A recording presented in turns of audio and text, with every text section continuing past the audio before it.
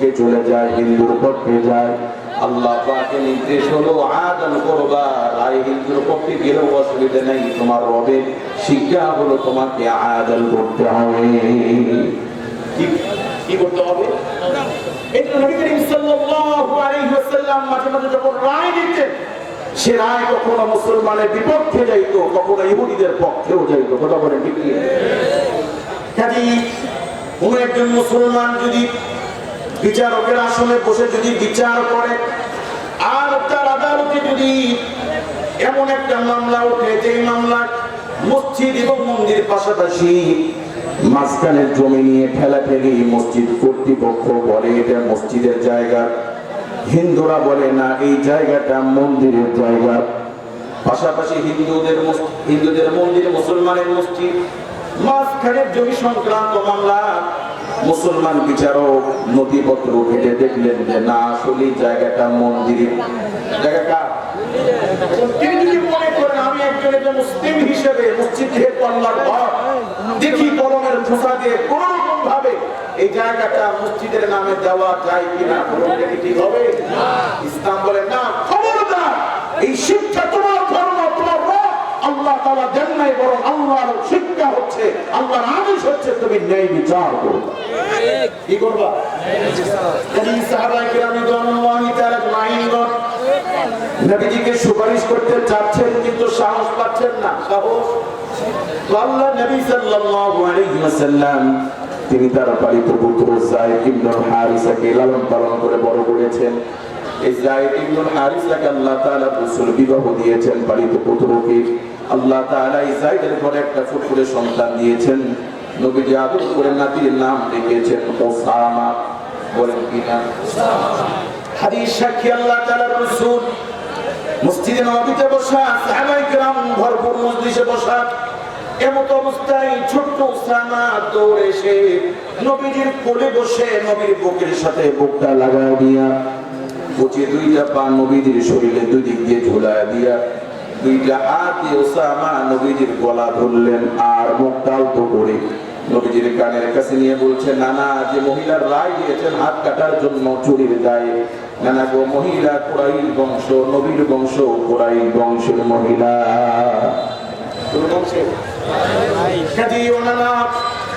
নবীর বংশের প্রতি লক্ষ্য রেখে যদি শাস্তিটা কমায় দিতে, হাত না কেটে ভিন্ন কোন শাস্তি দেওয়া যায় কিনা। নবী সাল্লাল্লাহু আলাইহি ওয়াসাল্লাম বুঝলেন এইটা আমার নাতি ওসামার কথা নয়। আমার সাহাবায়ে কেরাম সুপারিশ করতে চেয়েছেন কিন্তু সাহস পায় নাই, এই জন্য আমার সাহাবীরা আমার নাতি ওসামাকে দিয়ে আমার কাছে সুপারিশ পাঠিয়েছে। নবীজির চেহারা লাল হয়ে গেল, নবীজির চেহারা লাল হয়ে গেল। নবীজি ধমক দিয়ে বললেন, ওরে আমার সাহাবীরা, তোমরা সুপারিশ করো, আমি আমার বংশ কুরাইশ বংশের মহিলা অপরাধ করেছে, আল্লাহ পাকের রায় অনুযায়ী আমি হাত কাটা নিতে গিয়েছি, তোমরা চাও আমি আমার বংশের খাতিরে রায় কমায় দিই, শাস্তি কমায় দিই। শোনো আমার সাহাবীরা, আমার বংশ কুরাইশ বংশের মহিলা নয়, যদি আমি নবী মুহাম্মদ সাল্লাল্লাহু আলাইহি ওয়াসাল্লামের কলিজার টুকরা মেয়ে ফাতেমা যদি চুরি করতো, আল্লাহি আল্লাহর কসম, আল্লাহর জমিনে ইনসাফ কায়েমের জন্য, ন্যায় বিচারের জন্য আমি নবী আমার মেয়ে ফাতেমার হাত আমি নিজ হাত দিয়ে কেটে দিতাম। কাজেই যতদিন পর্যন্ত কোরআন ভিত্তিক রাষ্ট্র কায়েম না হবে, সেই আদালতে, সেই পৃথিবীতে, সেই আইনের দ্বারা কোরআন ছাড়া ভিন্ন যে কোনো রকম আইনের দ্বারা চুরি বন্ধ হওয়া সম্ভব নয়, জিনা ব্যভিচার বন্ধ হওয়া সম্ভব নয়। কেবলমাত্র আল্লাহর জমিন অপরাধ মুক্ত হতে পারে শুধুমাত্র আল্লাহর আইন কোরআন দিয়ে। কথা বলেন ঠিক কিনা? কিন্তু আজকে আল্লাহর জমিনে কোরআন দিয়ে আইন আছে? কোরআন আজকে মজলুম। এই যে আলোচনাগুলো হচ্ছে এগুলো এখানেই থেকে যাবে। কথা বলেন ঠিক কিনা? এই কোরআনে আল্লাহ তাআলা শাস্তি দিয়েছেন, ব্যভিচারের শাস্তি মৃত্যুদণ্ড। বলুন তো আজকে ব্যভিচারের শাস্তি মৃত্যুদণ্ড কি আমাদের সমাজে কায়েম আছে? আল্লাহর শপথ, যদি কোরআন ভিত্তিক ব্যভিচারের শাস্তি যদি আমরা দিতে পারতাম, এদেশে হাজারো শাদী দুলাভাই জিনার দায়ে মৃত্যুদণ্ড হতো। যদি আমরা কোরআন ভিত্তিক বিচারের শাস্তি দিতে পারতাম, এদেশে হাজারো দেবর ভাবির জিনার দায়ে মৃত্যুদণ্ড হতো। আজকে কোরআন ভিত্তিক ফায়সালা নাই, কোরআন ভিত্তিক রায় নাই, এই জন্য চুরি বন্ধ হয় নাই, জিনা ব্যভিচার বন্ধ হয় নাই। কাজে আদর্শ সমাজ গঠনে, ইনসাফপূর্ণ সমাজ গঠনে, রাষ্ট্র গঠনে আল কোরআনের বিকল্প পৃথিবীতে নাই, হতে পারে না। কথা বলে ঠিক কি না? কাজে কোরআন ভিত্তিক রাষ্ট্র গঠনের দরকার আছে কি না? রব্বুল আলামিন, আমি আপনাদের সামনে যে আয়াতে কারিমা তেলাওয়াত করেছি, আয়াতে কারিমাতে আল্লাহ রাব্বুল আলামিন বলেন, ওয়া মান ইয়াবতাগি গায়রাল ইসলামি দীনান ফালান ইউকবালা মিন ওয়া হুয়া ফিল আখিরাতি মিনাল খাসিরিন। আল্লাহু আকবার। সূরাতুল আল ইমরান আয়াত নাম্বার 50। বলুন তো কোন সূরা? সূরা আল ইমরান আয়াত নাম্বার কত? 85। এই আয়াতে কারিমার মধ্যে আল্লাহ রাব্বুল আলামিন বলেন, ওয়া মান ইয়াবতাগি গায়রাল ইসলামি দীনান, দিন হিসেবে, জীবন ব্যবস্থা হিসেবে, নিয়ম কানুন পদ্ধতি, জিন্দেগীর জন্ম থেকে মৃত্যু, ঘর থেকে সংসার, মানুষের জন্য যা কিছু আছে জীবন ব্যবস্থা হিসেবে যা কিছু আছে, আল্লাহ পাক বলেন ইসলামের বাহিরে যারা ভিন্ন কোনো মতাদর্শ, কোনো নিয়ম নীতি আদর্শ গ্রহণ করবে, তারা সবাই ক্ষতিগ্রস্ত হবে। পরকালে এদের কাছ থেকে কোনো কিছু নেওয়া হবে না, কবুল করা হবে না, গ্রহণ করা হবে না। এরা সবাই ক্ষতিগ্রস্ত হবে। কি হবে? ইসলামের খাওয়ার নিয়ম ব্যতি রেখে অন্য নিয়মে খাওয়া, ইসলামের নিয়মে রাষ্ট্র পরিচালনা না করে ভিন্ন রকম নিয়মে পরিচালনা করা, ইসলামের নিয়মে পোশাক না করে ভিন্ন রকমের পোশাক করা, এভরিথিং মানুষের জীবনের জন্ম থেকে মৃত্যু, ঘর থেকে সংসার, যা কিছু আছে, মানুষ যদি কোরআনের বাহিরে চলে, এগুলো আল্লাহ তাআলার কাছে কোনো দাম নাই। যারা কোরআনের বাহিরে চলবে, ইসলামের বাহিরে চলবে, এরা পরকালে ক্ষতিগ্রস্ত হবে। পরকালে কি হবে? মুআজ্জাজ হাজিরিন, অনেকে মনে করে যে হুজুররা আসলে আজকাল ওয়াজ বাদ দিয়ে খালি রাজনৈতিক কথা বলে, এরকম অনেকে মনে করে। কি আমি ইসলাম বলতে কি বুঝি? আমরা অনেকে মনে করি ইসলাম বলতে আযান হবে, মসজিদে যাবো, নামাজ পড়বো, মুখে দাড়ি থাকবে, সকাল বিকাল তাসবিহ দিব, এরপরে সারাদিন আমার ব্যবসা বাণিজ্য চাকরি লেনদেন আমার মতো আমি চলবো, আমার বাড়িতে আমার মতো করবো। অনেক মুসলমান এরকম মনে করে। কিন্তু না, ইসলাম একটা কমপ্লিট জীবন ব্যবস্থা। ইসলাম অন্য ধর্মের মতো নাম সর্বস্ব, নামে ধর্ম না। ইসলাম একটা কমপ্লিট জীবন ব্যবস্থা। ইসলাম একটা কি কমপ্লিট কেমন জীবন ব্যবস্থা? মানুষের জন্ম থেকে মৃত্যু, ঘর থেকে সংসার, মাথার চুল থেকে শুরু করে পা, তার যা লাগবে সব কিছুর ব্যাপারে ইসলাম সুস্পষ্ট ভাবে ইসলামের মধ্যে নীতিমালা নির্ধারণ করে দিয়েছে। যেমন আপনি পানি খাবেন, এই পানি খাওয়ার নিয়ম ইসলামে আছে কি? কিভাবে খাবেন, বসে না দাঁড়ায়, কয় নিঃশ্বাসে পান করবেন, এই শিক্ষাগুলো ইসলামে আছে কি? আপনি বাথরুমে যাবেন তো বাথরুমে কিভাবে ঢুকবেন, ডান পা আগে থাকবে না বাম পা আগে থাকবে, কিভাবে বসবেন, কাপড় কতটুকু উঠাবেন, কিভাবে বের হবেন, পানি কিভাবে খরচ করবেন, আপনার জিন্দেগির ক্ষুদ্র থেকে ক্ষুদ্রতম শিক্ষাও আল্লাহ পাক ইসলাম নামক জীবন ব্যবস্থার অন্তর্ভুক্ত করে দিয়েছে। লেকিন ইসলাম ছাড়া পৃথিবীর কেউ, কোন ধর্ম, কোন রাষ্ট্রের সংবিধান, ইসলাম ছাড়া কেউ আত্মমানবতার সকল বিষয় নিয়ে আলোচনা করে নাই যেমন করেছে ইসলাম। আপনি হিন্দু ধর্মকে জিজ্ঞেস করেন, ভাই বাথরুমে ঢোকার কোন নিয়ম কানুন আছে, পানি খরচ করার কোন নিয়ম কানুন আছে? ওরা বলতে পারবে না। পৃথিবীর কোন রাষ্ট্রের সংবিধানকে প্রশ্ন করেন, ও সংবিধান আমাকে একটু শিক্ষা দাও তো, কিভাবে বাথরুমে বসতে হয়, কিভাবে পানি খাইতে হয়, কোনটি খাওয়া যাবে না, কোনটি খাওয়া যাবে, বিস্তারিত নীতিমালা ইসলাম ছাড়া ভিন্ন কোথাও পাবেন। কাজেই কেবলমাত্র ইসলামের মধ্যেই রয়েছে মানবতার সকল বিষয়ের সমাধান। কথা বলে ঠিক কি না? এবার আসেন, আল্লাহ প্রদত্ত ইসলাম একটা কমপ্লিট জীবন ব্যবস্থা। এই দিন এটা কমপ্লিট জীবন ব্যবস্থা। বলেন আমাদের ধর্ম এটা একটা কমপ্লিট জীবন ব্যবস্থা। বলেন কমপ্লিট কি? ইসলাম শব্দের অর্থ কি? আত্মসমর্পণ করা না, শান্তি না। ইসলাম শব্দের অর্থ কি? আল্লাহ প্রদত্ত মানুষের জন্ম থেকে মৃত্যু, ঘর থেকে সংসার, আল্লাহকে আইন দিয়েছেন। আল্লাহ প্রদত্ত এই আইনের কাছে যে ব্যক্তি আত্মসমর্পণ করবে সে হচ্ছে মুসলিম, মানে আত্মসমর্পণকারী। আত্মসমর্পণকারী, ইসলাম শব্দের অর্থ আত্মসমর্পণ করা। আর যিনি আত্মসমর্পণ করেন তিনি হচ্ছেন মুসলমান। তিনি কি? এখন আপনার মাথার চুল কাটার ক্ষেত্রে আপনি ইসলামের ধার ধারেন না, নিজের মন মস্তিষ্ক প্রসঙ্গ চুল কাটেন, আলতু ফালতু কাটিয়ে চুল কাটেন, বলুন এটা কি আত্মসমর্পণ হলো? না। আপনার ব্যবসার ক্ষেত্রে আপনি হালাল হারামের বাস্তব করেন না, নিজের মন মতো চলেন, এটা কি আত্মসমর্পণ করা হলো? ইসলাম নাম সর্বস্ব কোন ধর্ম নয়, বরং ইসলাম একটি কমপ্লিট জীবন ব্যবস্থা। সুবহানাল্লাহ। ভাই আল্লাহর রাস্তায় কেউ উঠবেন না ইনশাআল্লাহ। আজকের এই মাহফিলে আপনারা খুশি না বেজার? সবাই খুশি? এই মাহফিল প্রতি বছর হোক, এটা আমরা চাই কি চাই না? আচ্ছা, এত বড় মাহফিল করতে গিয়ে আয়োজকদের টাকা খরচ হয়েছে কি হয়নি? এই মাহফিল কি দুনিয়ার কোনো ব্যবসার উদ্দেশ্যে না আল্লাহর ঘরের জন্য? আজকের এই মাহফিলের দ্বারা আল্লাহর ঘরে যদি একটু কাজ সহজ হয় তাতে আমরা কি বেজার হবো না খুশি হবো? কাজী 5 মিনিটের জন্য আল্লাহর রাস্তায় কেউ উঠবেন না, সবাই একটু পকেটে হাত দিন আল্লাহর জন্য। কোনো কালেকশনের উপর হবে না, আপনারা সবাই একটু মেহরবানি করে পকেটে হাত দেন। দায়িত্বশীল ভাইরা যারা আছেন মেহরবানি করে প্যান্ডেলে একটু ব্যাগ নিয়ে যান। আর আমরা আল্লাহর জন্য যে যা পারি পকেটে খুচরা যা আল্লাহর জন্য একটু দিয়ে দিই ইনশাআল্লাহ। এটা হলে আমাদের আলোচনা শুরু করবো ইনশাআল্লাহ। মেহরবানি করে ভাই, কেউ আল্লাহর জন্য কেউ উঠবো না, ওনার চিন্তাও করবো, আল্লাহর জন্য কষ্ট হলেও একটু থাকবো ইনশাআল্লাহ। জি, একটু মেহরবানি করে আপনারা পকেটে একটু হাত দেন। সাবধান, আবার ভুল করে অন্য ভাইয়ের পকেটে হাত ঢুকে দিয়ে না। জি, একটু মেহরবানি করে আল্লাহর জন্য ভাই যে যা পারি 10 লাখ একের বোঝা সবাই যদি একটু একটু শরীর হই, তাহলে এই বছরের না আগামী বছর মাহফিল করা সহজ হবে। মসজিদ নির্মাণের কাজ চলছে, বহু টাকার দরকার। এই জন্য 10 লাখ একের বোঝা আমরা মেহরবানি করে আল্লাহর ঘরের জন্য, পরকালের নাজাতের জন্য যে যা পারি আল্লাহর ঘরে একটু দেওয়ার চেষ্টা করি ইনশাআল্লাহ।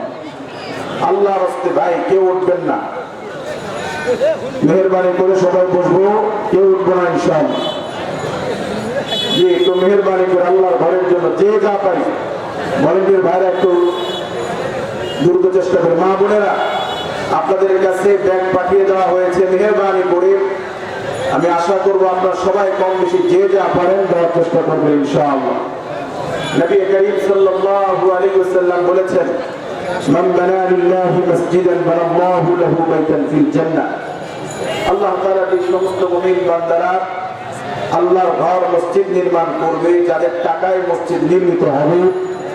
রাসূল করিম সাল্লাল্লাহু আলাইহি ওয়াসাল্লাম বলেছেন, আল্লাহ পাক তাদের জন্য জান্নাতের ভিতরে স্পেশাল ভাবে একটা বিল্ডিং নির্মাণ করবেন। সুবহানাল্লাহ। জানি ভাই, ক্ষমতাই দুনিয়ায় আমরা মরে গেলে সব পড়ে থাকলে কিছু নিতে পারবো না। এই জন্য মেহরবানি করে আল্লাহর ঘরের পরকালে নাজাতের জন্য যে যা পারি একটু শরীর হওয়ার চেষ্টা করি। অনেকে মনে মনে বলতেছেন, হুজুর এই জান্নাতের গল্পটল্প যেগুলো শোনান এগুলো তো বহু দূরের কথা, কবে মরবো, কবে হাসর হবে, কবে জান্নাতে যাব, নগদ কিছু আছে? হ্যাঁ, নগদও আছে। রাসূল সাল্লাল্লাহু আলাইহি ওয়াসাল্লাম বলেছেন, as-sadaqatu taruddul bala, যারা দান করবে আল্লাহ পাক দানের ওসিলায় মুমিনের বিপদ আপদ থেকে মুমিনকে হেফাজত করবে। সুবহানাল্লাহ।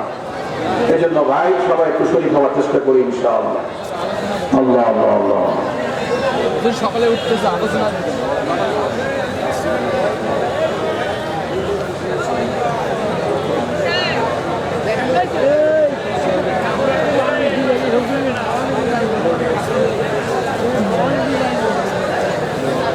জি, কালেকশন হলে ব্যাগগুলো সামনে নিয়ে আসেন ইনশাআল্লাহ।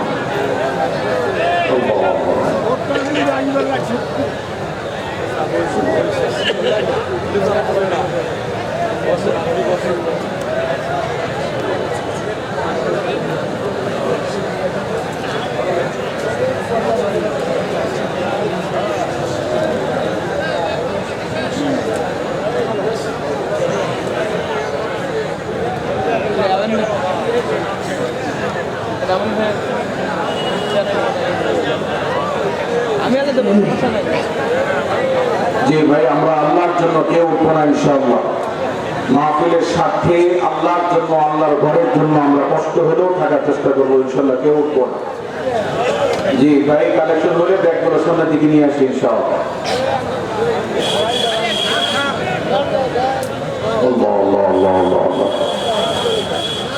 ভাই, ভোট একটি আমানত। আপনার ভোটের দ্বারা যদি কোন জালিম নির্বাচিত হয়, আপনার ভোটে কোন জালিম নির্বাচিত হয়ে যত অপরাধ করবে, পাপ করবে, জুলুম করবে, সমস্ত ভোটাররা এই জালিমের পাপের ভাগের অংশীদার, এরা ভাগী হবে, কারণ এরা এই জালিমের সহযোগী। জালিমের কি?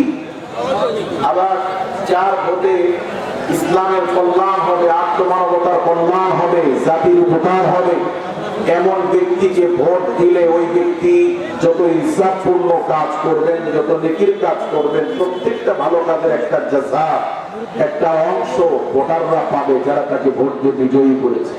কথা বলে ঠিক কি?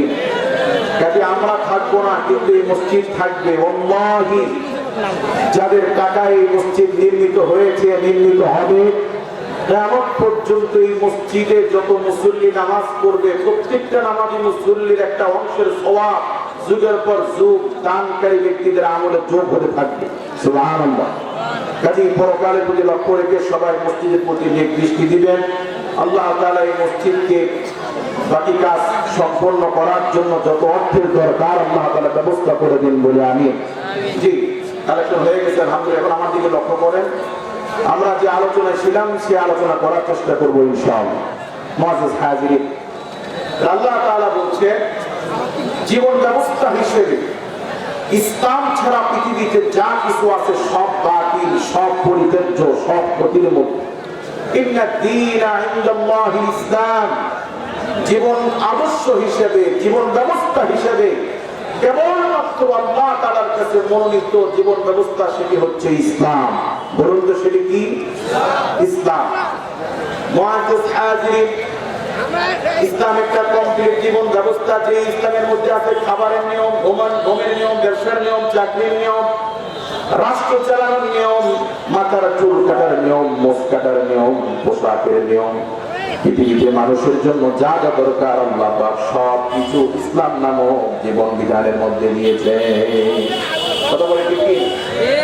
কাজী আল্লাহ রাব্বুল আলামিন বলেন, হুয়াল্লাযী আরসালা রাসূলাহু বিল হুদা ওয়া দীনিল হক। আমি আল্লাহ রাব্বুল আলামিন জমিনে নবী রাসূলদেরকে প্রেরণ করেছি দুইটা কারণে। বলেন কয়টা? দুইটা। কে বলছেন? আল্লাহ। দুইটা উদ্দেশ্যে আমি পৃথিবীতে নবী রাসূল প্রেরণ করেছি। এক নাম্বার বিল হুদা, নবীদের প্রথম দায়িত্ব হলো তারা মানুষকে হিদায়াতের দাওয়াত দিবে। কিসের দাওয়াত? দুই নাম্বার দায়িত্ব হলো লিউযহিরাহু আলা দীনি কুল্লি, আল্লাহর জমিনে যত দিন আছে, যত আদর্শ আছে, যত নিয়ম কানুন আছে, সব বিধিবিধানের উপরে, নিয়ম কানুনের উপরে আল্লাহ প্রদত্ত লিউযহিরাহু আলা দীনি কুল্লি, আল্লাহ প্রদত্ত জীবন ব্যবস্থা ইসলামকে পৃথিবীতে বিজয় করবে। জমিনে যত আইন আছে সব বাতিল।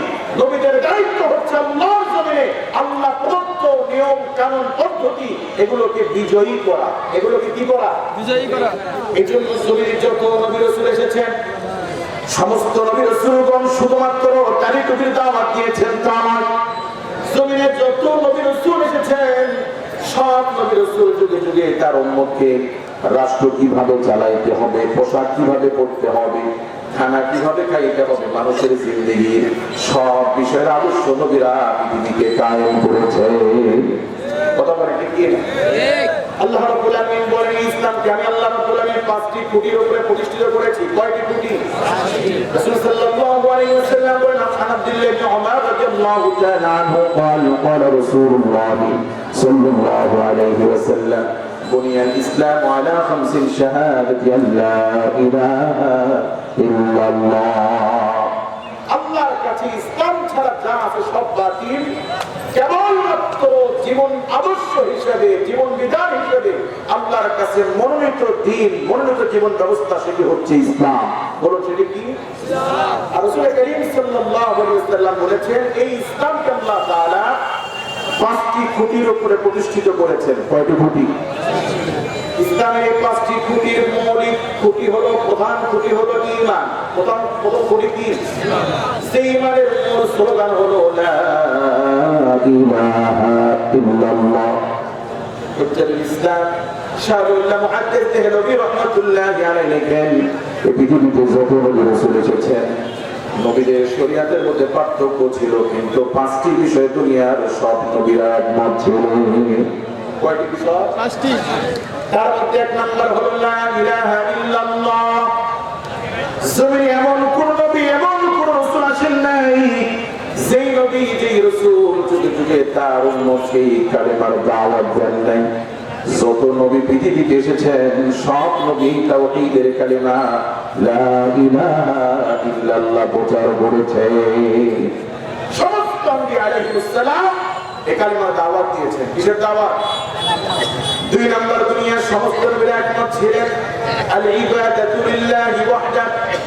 যত নবী পৃথিবীতে এসেছেন, সব নবীরা, সব রাসূলগণ পৃথিবীতে দুই নাম্বার একমত ছিলেন, সেটি হলো জমিনে যত আমল হবে সব হবে একমাত্র আল্লাহর জন্য। সমস্ত কাজ করব কার জন্য হবে? আল্লাহ। মুআদ্দিস হাজির হযরত আলী রাদিয়াল্লাহু তাআলা আনহু জিহাদের ময়দানে লড়াই করছেন, ইহুদির সাথে এরকম লড়াই হচ্ছে। লড়াই করতে করতে একবার ইহুদি আলী রাদিয়াল্লাহু তাআলা আনহুকে ধরাশায়ী করেন, আরেকবার হযরত আলী রাদিয়াল্লাহু তাআলা আনহু ইহুদিকে ধরাশায়ী করেন। তুমুল যুদ্ধ। তুমুল কি? এই যুদ্ধের এক পর্যায়ে হযরত আলী রাদিয়াল্লাহু তাআলা আনহু ওই কাফিরকে জমিনে ধরাশায়ী করে কাফিরের বুকের উপরে চড়ে বসেছে।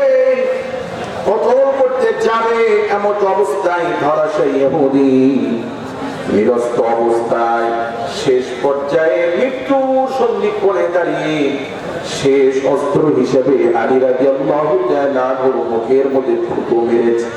নাউযুবিল্লাহি মিন যালিক। মুখে কি মারছে? বলতে থুতু মারলে রাগ হওয়া স্বাভাবিক কি না? হযরত আলী রাদিয়াল্লাহু তাআলা আনহু ইহুদিকে ছেড়ে দিয়ে দাঁড়িয়ে গেলেন। ইহুদি আশ্চর্য হয়ে গেছে, আলী আপনি কি পাগল হয়ে গেছেন? একটু আগে আপনার সাথে আমার তুমুল লড়াই চলছিল, আমি সুযোগ পেলে আপনাকে শেষ করে দিতাম, আপনিও সুযোগ পেলে আমাকে শেষ করে দিতেন। মারার প্রস্তুতি নিচ্ছিলেন, কিন্তু হঠাৎ আপনার কি হলো? আপনার কি জ্ঞান লোপ পেয়েছে যে আপনি আমাকে ছেড়ে দিয়ে কেন আপনি দাঁড়ায় গেলেন? কারণ কি? হযরত আলী রাদিয়াল্লাহু তাআলা আনহু বলে, কাফির শোনো, ওই ইহুদি শোনো, তোমার সাথে আমার ব্যক্তিগত কোনো দ্বন্দ্ব নাই, তোমার সাথে দ্বন্দ্ব শত্রুতা একমাত্র আল্লাহর জন্য। কার জন্য? সহিহ বুখারী আল্লাহ তাআলা রাসূল বলেন, সাবাআতু ইযিল্লুহুমুল্লাহু ফী যিল্লিহি ইয়াওমা লা ইল্লা যিল্লুহু। নবী সাল্লাল্লাহু আলাইহি ওয়াসাল্লাম বলেন, হাসরের মাঠে আল্লাহ পাক 7 শ্রেণীর মানুষকে আরশে আজিমের নিচে আল্লাহ ছায়া দিবেন। তার মধ্যে এক শ্রেণী হলো আবু ফিল্লাহ ওয়া আবগদু লিল্লাহ। জমিনে যারা আল্লাহর জন্য একজন আরেকজনকে মহব্বত করেছে, আবার একজন আরেকজনের সাথে শত্রুতানি করেছে, আল্লাহি একমাত্র আল্লাহর জন্য। তার জন্য, আল্লাহর জন্য। কাজী জমিনে যত নবী রাসূল এসেছেন, সব নবী রাসূল মানুষকে দাওয়াত দিয়েছে লিল্লাহি ওয়াহদা, একমাত্র আল্লাহর ইবাদতের জন্য। কার ইবাদতের জন্য? কাজী আলী রাদিয়াল্লাহু তাআলা বলছেন, ও কাফির শোনো, তুমি যখন আমার মুখে থুতু মেরেছো, আমার রাগ, ব্যক্তিগত রাগ চলে আসছে, শরীরে রাগ বেড়ে গেছে। এখন আমি যদি তোমাকে মারি, হাসরের মাঠে আল্লাহ পাক বলেন, ও আলী, ওই দিন ওই কাফির